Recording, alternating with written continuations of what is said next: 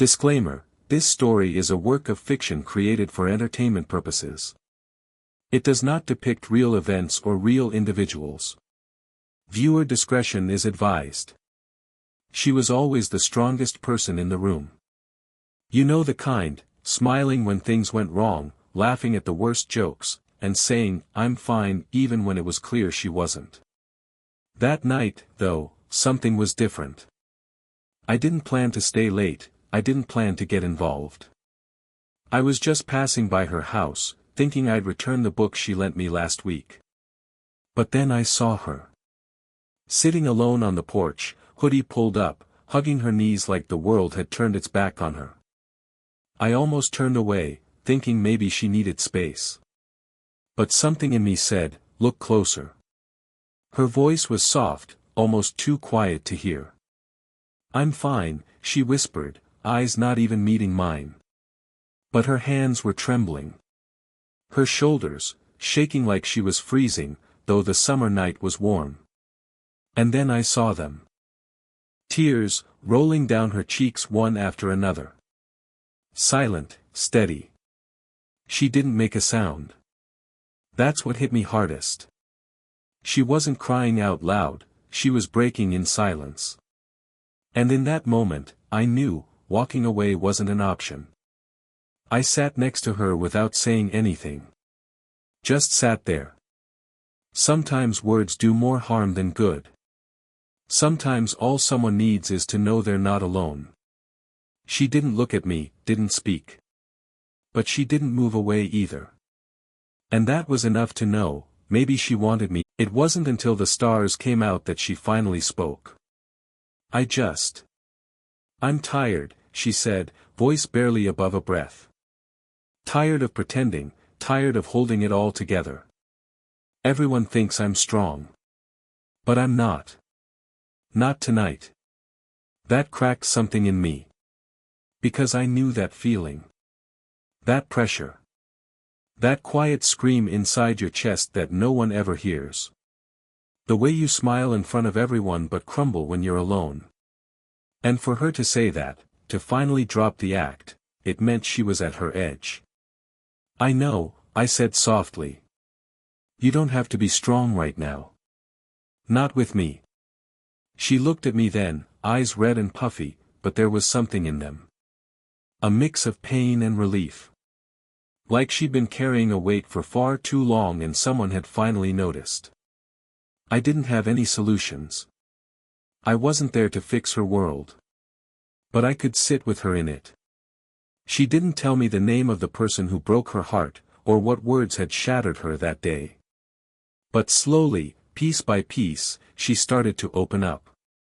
About the pressure at school. The expectations from her family. The friends who weren't really friends. And the constant need to appear okay when everything inside her was falling apart. She laughed at one point, a bitter, tired laugh, and said, "It's funny how everyone sees what they want to see. They see my smile and think I'm happy. They hear, 'I'm fine,' and just move on." She learned she didn't have to hide her pain. I barely even blinked, afraid that the smallest sound might wake her or break the fragile peace we had found during the night. When she finally opened her eyes, there was this quiet look on her face. Not sadness exactly, more like a strange kind of acceptance. Like she'd made a decision during the night, but hadn't said it out loud yet. Take care of what? She didn't answer. She just walked toward her door, opened it, and slipped inside. I stared at that closed door for a long time, waiting. Hoping she'd come back out. But she didn't. And for some reason, I didn't knock. That entire day felt off. I couldn't focus. Couldn't shake the look in her eyes when she said she had to take care of something. I tried to convince myself I was overthinking it. That maybe she just needed time. But deep down, I knew something was wrong. We weren't best friends. Not even close, honestly. We had a few classes together, talked sometimes during group projects, shared the same lunch table once in a while when the others were missing. She was the kind of person who made you feel like you knew her, even if you didn't. Everyone liked her. But no one really knew her. I guess, in a weird way, that night made me realize just how good she was at hiding. And now, I couldn't stop thinking about what else she might be hiding. Later that evening, I couldn't take it anymore. I texted her, just a simple, "Hey, you good?" But no reply. I waited. Tried calling. Nothing. It went straight to voicemail. That's when the worry really hit me. I walked back to her house, hoping to find her sitting on the porch again, maybe sipping coffee, maybe pretending nothing ever happened. But the porch was empty. Her house was dark. I stood there for a few minutes before I finally knocked. No answer. I knocked again, louder this time. Still nothing. I checked my phone. Still no message, no missed call. Just silence. The weird part? Her car was still in the driveway. Something about it didn't make sense. If she had gone out, where was she? And if she was home, why wasn't she answering? I tried calling one of her friends, Lena, the girl she always hung out with during lunch. "Have you talked to her today?" I asked, trying to sound casual. "Not really," Lena said. "She didn't show up at school. I figured she was just skipping." "Why?" I hesitated. "No reason. Just haven't heard from her." But it was a reason. And the more I thought about it, the more things started falling into place in a way that didn't feel right. The way she cried without saying anything. The way she said she was tired of pretending. The way she said thank you like it was goodbye. And that calm voice in the morning, like she was done. I started asking around more. Quietly. Carefully. I didn't want to raise any alarms. Not yet. But I needed to understand what was going on. That's when I heard it. The rumor. Apparently, a few weeks ago, she had broken up with her boyfriend. Quietly. No drama. No big announcement. Just one day they were together, and the next, she stopped sitting with him. People said he didn't take it well. That he kept trying to talk to her, showing up outside her class, waiting for her after school. She had laughed it off, told everyone it was fine. But now that I thought about it, maybe it wasn't. I also heard something else. That she'd been called into the principal's office last week. Some girl said she saw her crying in the bathroom right after. Nobody asked why. Everyone thought she was just going through something. But what if it was more than that? What if whatever happened last night wasn't just about a bad day? What if it was something bigger, something that had been building for a while? I couldn't stop thinking about her face. The way she held it together all night, only to break when she thought no one could see. And I realized, I might have seen her tears, but I still didn't know the whole story. And now, she wasn't answering. And no one knew where she was. Something was wrong. Really wrong. And whatever it was, I wasn't going to let it slide. Because sometimes, when someone says, "I'm fine," they're hoping someone cares enough to ask again. I did. Now I just needed to find out the truth, before it was too late. I couldn't sleep that night. Every time I closed my eyes, I saw her face. The way she stared into nothing, the quiet way she said she was tired, like she'd been holding it all in for way too long. I kept checking my phone, hoping for even a single text from her. Just a, "Hey, I'm okay." But nothing came. The next day at school felt wrong. Her seat in class was still empty. Teachers didn't say anything, probably assuming she was just out sick or taking a break. But I knew better. People don't just disappear like that after crying all night. I started asking more questions, carefully, making sure I didn't sound too desperate. I didn't want anyone thinking I was overreacting. But then I spoke to Jordan, her ex-boyfriend. I caught him near the lockers. He looked surprised to see me. We weren't close, never had a reason to talk before. "Hey," I said, trying to keep my voice steady. "You seen her?" He blinked, a little too long.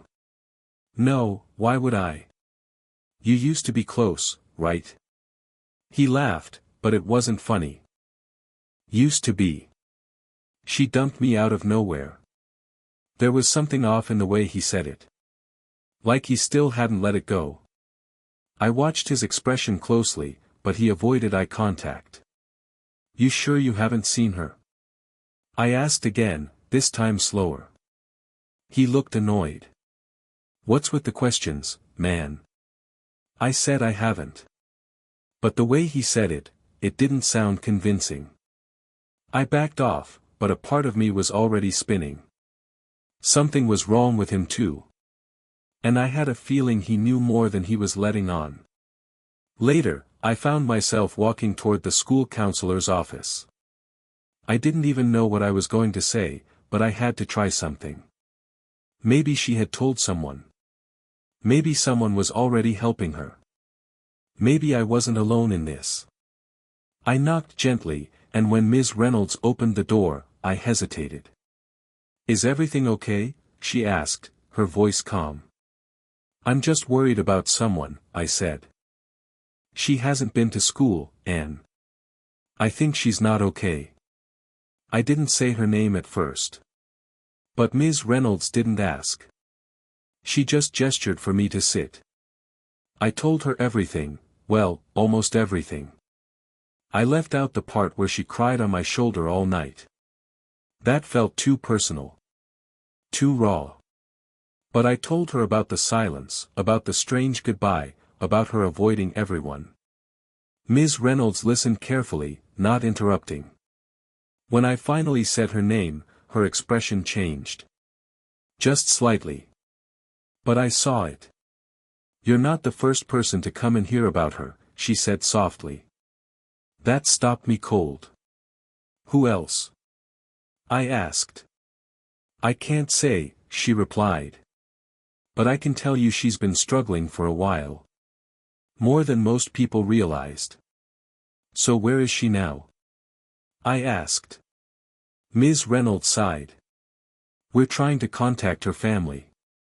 But things are complicated." Complicated. That word echoed in my mind. What did that even mean? I left the office with more questions than answers. And the tension in my chest just kept growing. Later that day, I passed Lena again, and this time she pulled me aside. "Can I tell you something?" she asked quietly. "She gave me a letter last week. Told me not to open it unless she didn't show up for a few days." My heart dropped. "And I haven't opened it yet," Lena said. I was scared. "Do you still have it?" She nodded, then reached into her backpack and pulled out a folded piece of paper. It had her name written on the front in small, neat handwriting. We stood there for a moment, staring at it. Neither of us ready to open it. Because deep down, we both knew, whatever was written inside that letter could change everything. And maybe, just maybe, it would explain the truth behind her tears, her silence, and why she had suddenly disappeared without a trace. Lena's hands were shaking as she held the letter. I could see it in her eyes, she didn't want to be the one to open it. Neither did I. But the silence, the not knowing, was worse. People don't leave letters like that for no reason. Something inside that folded paper could be the missing piece. Or it could be the thing that proved all our fears were real. "Let's read it together," I said quietly. She nodded, slowly opening the letter, the paper crackling under her fingers. The handwriting was neat, but there were small smudges near the bottom like maybe a tear had landed there while she wrote. As Lena read aloud, each word pulled the air out of my lungs. "I'm sorry I couldn't tell anyone. It just felt like no one really saw me anymore. I've been pretending for too long, smiling so people don't ask questions. But inside, everything's been heavy. The pressure. The silence. The fear. I've tried to talk about it. I really did. But no one listened long enough to hear what I wasn't saying out loud. I feel like I'm disappearing, and I don't know how to stop it. Lena's voice cracked, and she stopped reading. But I took the letter and kept going. I wish I could explain everything, but some things are too messy to untangle. I've been followed, watched, made to feel like I'm the problem. Even when I tried to walk away, he wouldn't stop. And the people who were supposed to help, they looked the other way. My hands went cold. It had to be Jordan. I was sure of it now. She hadn't just been sad, she'd been scared. And no one took her seriously. Not the school, not her friends, maybe not even her own family. At the bottom of the letter, one line stood alone: "If you're reading this, I'm gone, but not by choice." Gone. But not by choice. Those words hit me like a punch. We had to find her. Now. Before gone meant forever. I grabbed my phone and called her again. Still nothing. Then I remembered, her favorite place. That old bridge near the woods where she used to take pictures. She once told me it was the only place she could breathe. Without saying a word, I turned and ran. Lena followed. The letter still clenched in her hand.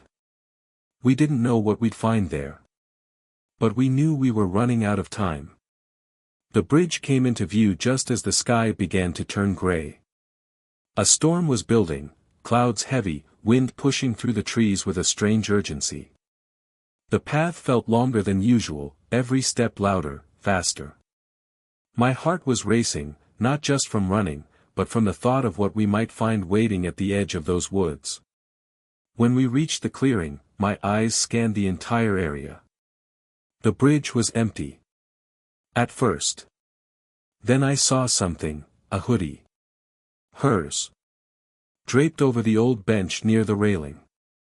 Lena gasped, running toward it. I followed, calling her name, praying she'd answer. But the place was still. Silent. Too silent. That's when I noticed the phone. Her phone. Lying under the bench, screen cracked, as if it had been dropped in a rush. The wallpaper was still lit, her and her little sister, smiling at some school fair. But there were new notifications. Missed calls. A message still open. I picked it up and read the last text she received. It was from an unknown number. You should have kept quiet. Now it's too late. Chills ran through me. Lena looked over my shoulder, her mouth falling open. What the hell is that supposed to mean? I didn't answer. Because I didn't know. All I knew was that this wasn't just about heartbreak or pressure anymore. This was deeper. Darker. Someone was trying to silence her. That's when the second twist hit. Her backpack was gone, but her camera bag was still under the bench. Inside, hidden beneath the lens cap, was a tiny memory card taped inside the lining. I pulled it out, heart pounding. If she left this behind, maybe it was meant to be found. And maybe, just maybe, it held the truth she was never allowed to say out loud. We didn't waste a second. As soon as we got back to Lena's house, we plugged the memory card into her laptop. The folder opened, and inside were dozens of video clips, short, shaky, some just a few seconds long. At first, it was nothing unusual. Trees. School hallways. Her little sister playing with sidewalk chalk. Then we found the one that changed everything. She had recorded it late at night. Her face filled the frame, eyes swollen from crying, her voice barely a whisper. If anything happens to me, this is the truth. He's been threatening me. Following me. I told the school, I told people, but no one did anything. I'm scared. And I don't know who else to trust. But if you're watching this, please don't let him hide behind silence anymore. Then she turned the camera to the window. And there he was. Jordan. Standing outside her house. Just watching. We stared at the screen, speechless. It wasn't just suspicion now. It was proof. Lena called the police while I sent the video to the school counselor and her parents. Things moved quickly after that. Jordan was picked up that same evening, and more evidence was found, messages, photos, even journal pages he'd stolen from her. He'd made her life a prison in silence. We thought that was the end. But then, just as the chaos began to calm, my phone buzzed. A new message. No name. No number. She was never the only one. I looked at Lena, her face pale. Whatever we had uncovered, it wasn't just about her. There was more. And someone didn't want us finding it. The message chilled me, but it also made things clearer. This wasn't just one story, it was part of something bigger. More voices unheard. More people pretending to be fine when they were really breaking inside. But this time, one voice had finally been loud enough to spark change. She was found the next day. Safe. She had gone to a relative's house out of town, afraid no one would believe her even after recording the video. When she heard what we had done, what the police had found, she finally came forward. The relief in her voice when we spoke again, it was something I won't forget. She kept saying thank you, but honestly, we were just glad she was okay. Jordan was charged, and others started to speak up, students who had faced similar things, who had been ignored or dismissed. The school opened an investigation, and for once, people were listening. That message, the one that said, she was never the only one, turned out to be true. But now, the silence was breaking. She went back to school weeks later. Different, but stronger. The kind of strength that comes from surviving, from being seen. She looked at me that day in the hallway, gave a small smile, and said, "Thank you for staying."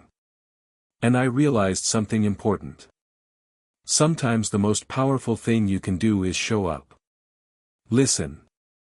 Stay. Because when someone says, "I'm fine," but their tears say otherwise, you might be the only one who notices. And that might just save a life.